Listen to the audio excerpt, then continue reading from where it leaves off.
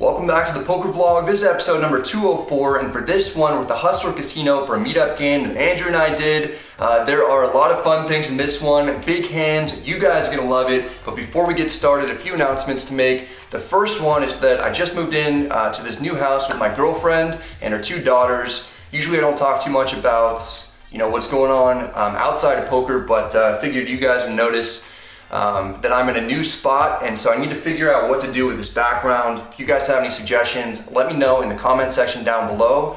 And then also, I've got a few trips coming up. I'm gonna be at the Lodge in Austin for the monthly Monster. That's gonna be at the end of April. I'll be there from the 26th through May 1st. And then I'm gonna be going back out there for the Lodge Championship Series. That series takes place May 4th through the 23rd. I'll be out there for the last week of that, and we're doing a meetup game with Doug, Andrew, and me. That'll be May 22nd at the Lodge. So if you guys are able to make it, hope to see you there. And then the next meetup game at the Hustler Casino is gonna be June 4th and 5th. So I'll have more information below in the description box. All right, let's go ahead and get started. Today we've got an all-afternoon drive ahead of us from Las Vegas to Los Angeles. First, I pick up some hitchhikers. This is longtime viewer Ben Adler up here on the right.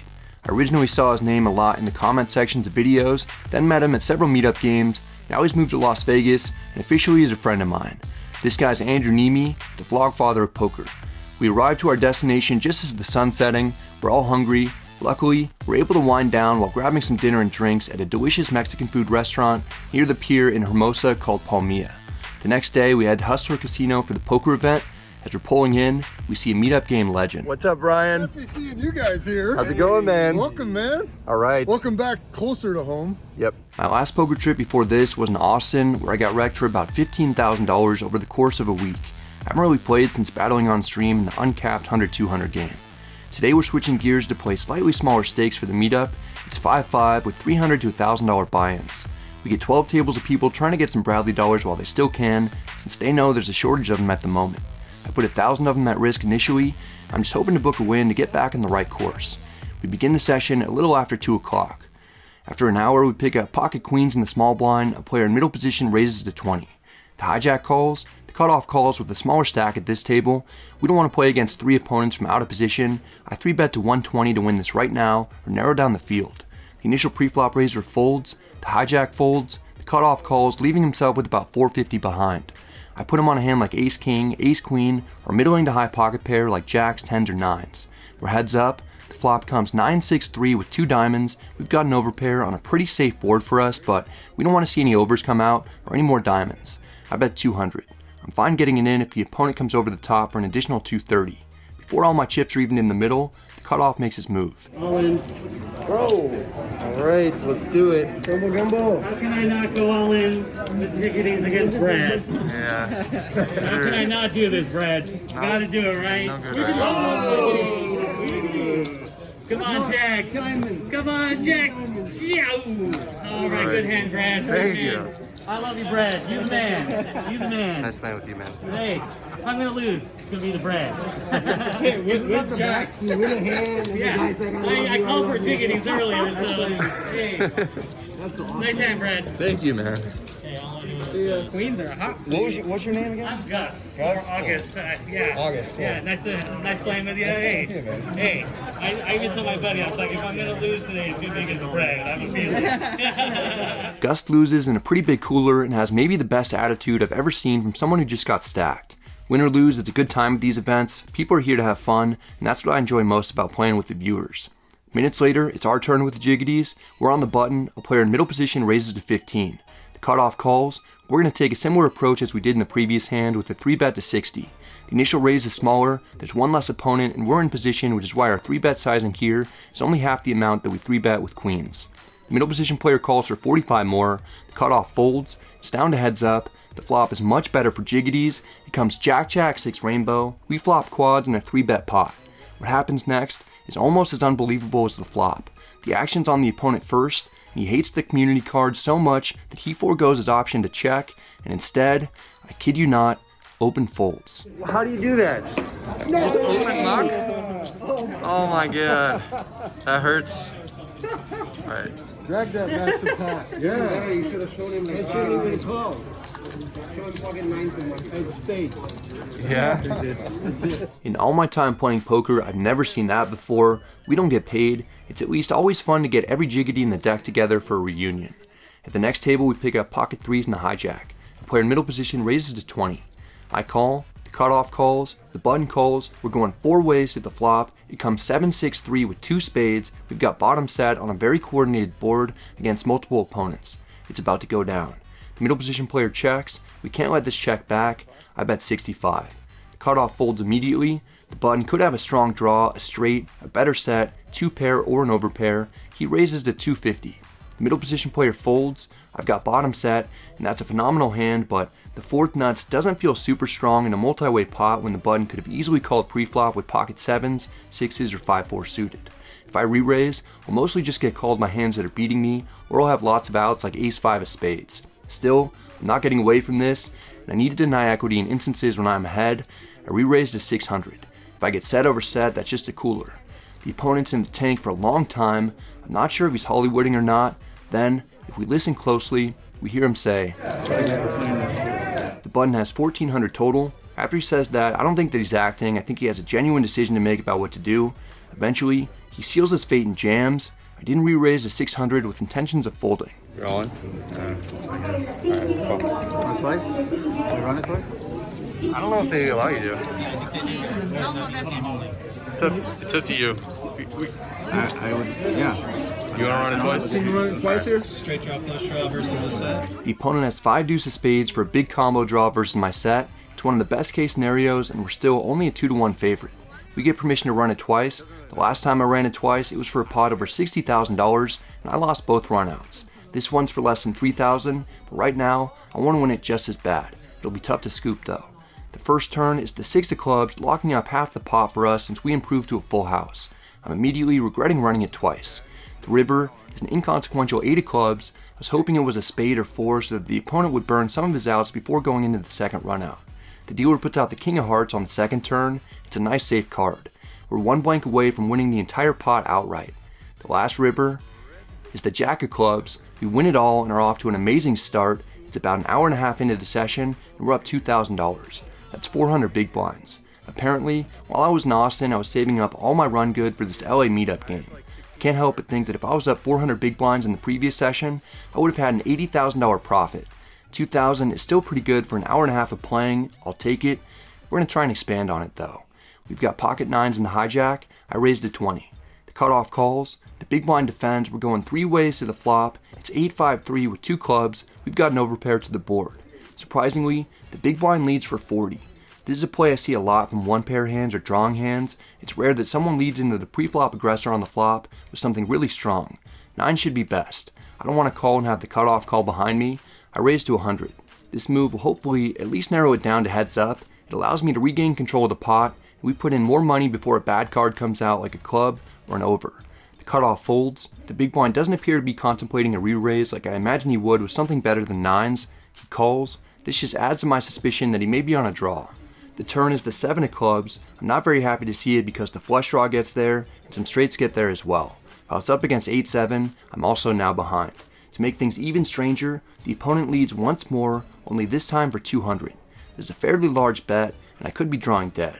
I'm not sure what the big blind could have that I'm beating. As we know from other times when I've called in similar spots, people just tend to be really strong.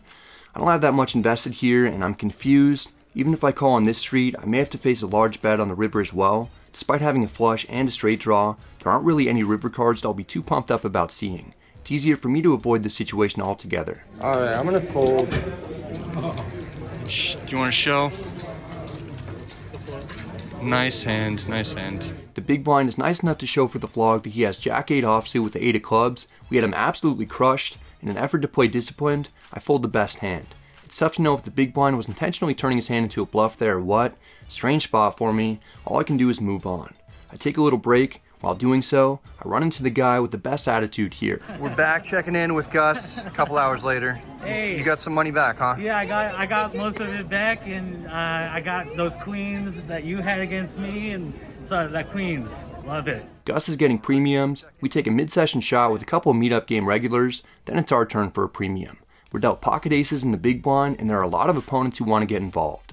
Under the gun +1 raises to 15. A player in middle position calls, the cutoff calls, the small blind calls, the action's on us. With so many players putting money in, I 3-bet to 100. It's almost 7 times the initial raise size. Under the gun +1 folds. The middle position player wants to stick around, but I doubt he has anything very strong. I want to put out a disclaimer that this is for the vlog. He calls, the cutoff and small blind fold. It's down to heads up, we're out of position, the flop comes 9-6-4 with 2 hearts. We don't have the ace of hearts. This isn't a board that's good for my 3-bet range, and it seems pretty decent for a guy who called me light in order to make the video. Aces are still quite strong though. I bet 130. The opponent is a little chirpy over there. Would you like me to raise now or on the turn? To be honest, I'm not sure which one I prefer. I guess the player interprets my silence to mean that I'd like him to raise the turn because he just calls the flop bet. He may have a heart draw. The turn is the 3 of hearts. I really hope he doesn't have a flush. I check. Haha. No way for him to raise me now. The opponent checks back. That's all the info that I need to feel like I've got the best hand. The river is the king of clubs. It's a card that probably didn't change who has the lead. I bet 225 for value. The middle position player might have something that he'd like to get to showdown with, perhaps a hand like second pair.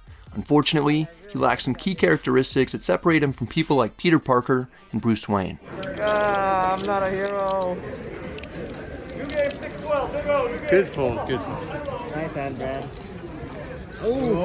This isn't too big of a pot, still happy to not get cracked. Almost a half hour later, we're on the button playing a $15 PLO bomb pot. 8 of us are in there. The flop comes Queen 6-5 with 2 spades. We don't have too much. What I'm happiest about is the fact that we have the nut flush blocker if we want to turn our hand into a bluff at some point. We all check. The turn is the jack of diamonds, giving us 2 pair. It checks to me. No one's going to have a set and check twice. 2 pair is probably best even though we don't have a queen. I bet 75 to potentially take it down. Instead, the big blind and cutoff both call. I'll likely have to give up on the river if we don't make it both. 3 of us are still battling. The dealer puts out the 8 of spades. It's interesting since we block a lot of sets and 2 pair hands, plus we can potentially represent the nuts. Checks to me. Several straights get there on the river. I don't think that my jacks and 8s are good enough to win this at showdown. If I'm gonna win this, it'll be through brute force. I bet 320 is a bluff. The big blind looks like he ate some bad taco meat earlier on in the day, and it's now just hitting him. He doesn't feel good about his hand. How could he? We know that he doesn't have the nuts. He's facing a big bet and a PLO bomb pot with an additional opponent behind him. He can really only call with a strong flush. A minute goes by, then the opponent convinces himself to make the call. I didn't want to see that. The cutoff folds. I call out the big blind's hand before I even see it. Flush is good. Have a fake flush. Nice hand. The opponent has the 9-high flush and will later tell me that it was a tilt call. That's a tough thing for me when I host these types of events. Usually, I get called lighter than normal. People try to bluff me more frequently, so I try to adjust the best I can by bluffing less and calling more. Sometimes, I just can't help myself. Here we get into a PLO double board bomb pot. It's 7-handed for $20 each. We're in the cutoff. The first flop is 10-7-6 rainbow. We've got top pair and a double gutter. The second flop is Queen Jack 9 with 2 diamonds. We've got a straight and a flush draw to go along with it. The big blind makes a pot size bet of 140. I'm not going away for that amount. I call. It's down to heads up. The turns are the king of clubs and the 3 of clubs. I really hope that I'm not up against something like King 10-9 or 10-9-8. The big blind doesn't go with a pot size bet this time. He bets 300. Not sure what to make of this sizing. My read is that he's trying to get to the rivers a little cheaper. I don't enjoy calling in double board bomb pots. I prefer to be the one pushing the action. I've got the second nuts on one board with a diamond redraw. I've got good card removal on the top board with the draw there. Plus, there aren't too many 10s left in the deck that my opponent could have, which is a pretty key card. I turn my hand into somewhat of a bluff and jam for 1250 effective. It's just under the size of the pot. If I get called and lose both boards, the profit for the session will be almost completely gone. We at least don't get snapped. 120. Yeah, I'm all in. Might not be good for me. You have King 10? You go, are you calling? Oh, sorry. Yeah. No, I do not have King 10. Okay, that is good for me then. Oh, okay. Okay.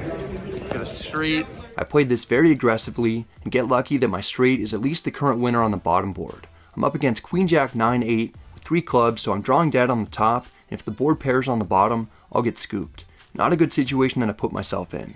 The first river is the deuce of clubs. The opponent improves to a flush there, though it doesn't matter much. The second river is the 7 of hearts. We end up chopping. It was sort of a bizarre situation. If I had just called the turn and I faced a river shove, I would have had to have folded and I would have lost nearly 500 in the hand. The way I played it allowed me to have the best result, but I got somewhat lucky to not lose the entire pot. Don't necessarily do the things that I do. 10 minutes go by, then we pick up ace-3 suited on the button. The cutoff raises to 30 with a short stack of 140. We'll have a somewhat wide range. I have good card removal and could actually be ahead. I don't want to call, make a strong hand, and only be able to win an additional 110 maximum from my opponent. I 3-bet to 150. It's an amount that covers the cutoff. At meetup games, I'm pretty happy to get involved in as many pots as I can with viewers and make an effort to come out and play at these events. The cutoff calls for 110 more.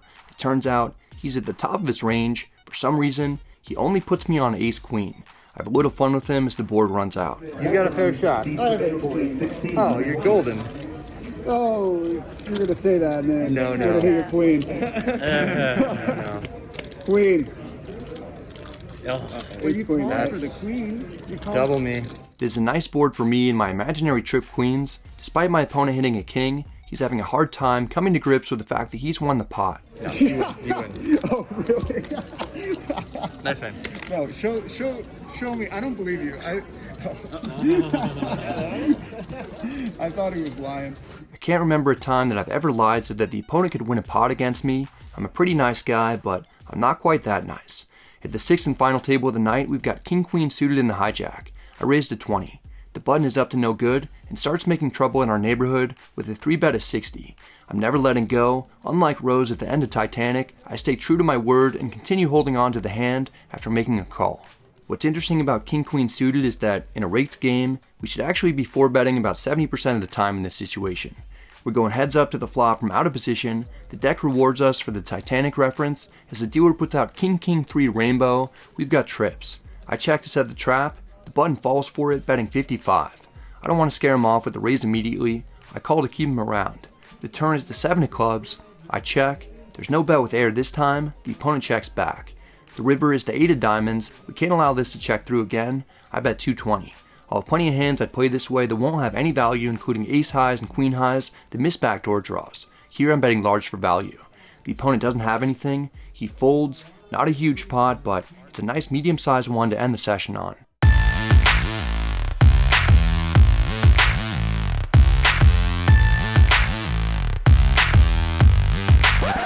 Hold on. As we're racking up, we get dealt pocket aces in the hijack. We're definitely playing this. I raised to 20. I'm sure that each of the opponents suspects that I've got some type of strong hand. The cutoff calls. I'm already leveling myself, thinking that the cutoff may try and pull a move on me, knowing that I was about to wrap out the day. We're heads up out of position. The flop comes king 8-4 with 2 diamonds. Not great since I don't have the ace of diamonds. I bet 20 again. The cutoff calls. The turn is the 9 of hearts. I check for pot control. The cutoff checks back, so I should have the best hand as long as nothing changes on the river. The dealer puts out the queen of spades. Not bad unless I was up against jack 10 or king queen. The cutoff probably bets turn a lot of the time with those holdings though. I bet 45 for value. The player seems like he's thinking about putting in a raise. That won't make much sense. I underreps my hand on the turn and then bet small on the river, so if he chooses a reasonable sizing, I've already made up my mind. I'll definitely be calling. The opponent makes it 130. Fine. Call. You're good. Wow, really? Oh no. Into the aces. We'll do it. Alright. They say to never play out of the rack, but it works well for us here. One last pot gets pushed our way before we book a $1,670 win and end the session for real. What is it? Do it. I just want to call your name and have you look towards me and then look away and start leaving. Alright, let's see if I get aces again real quick though. Not this time.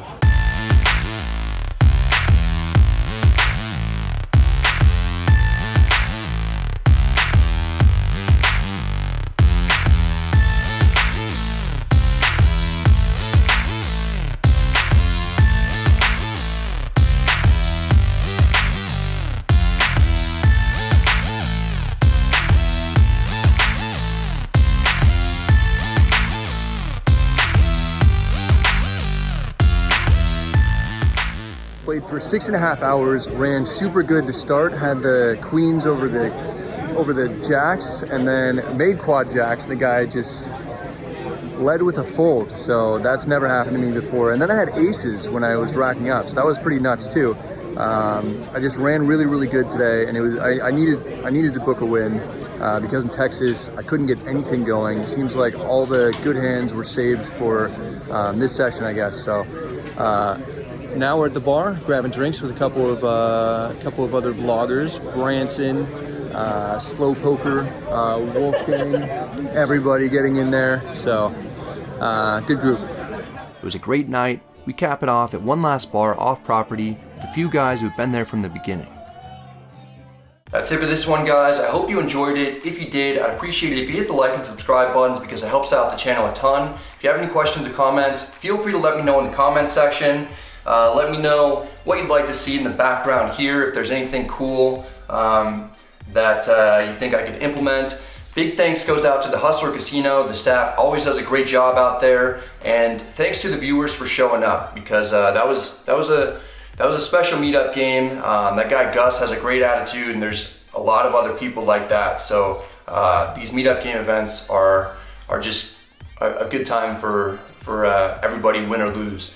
I've got a few events coming up. I mentioned that I'm going out to Austin at the end of this month, April 26th through May 1st. I'll be at the Lodge. Then I'll be going back for the last week of the Lodge Championship Series. We're doing an official meetup game May 22nd, and then the next meetup game at the Hustler is June 4th and 5th. So I hope to see you guys around. Good luck at the tables, and I'll see you next time.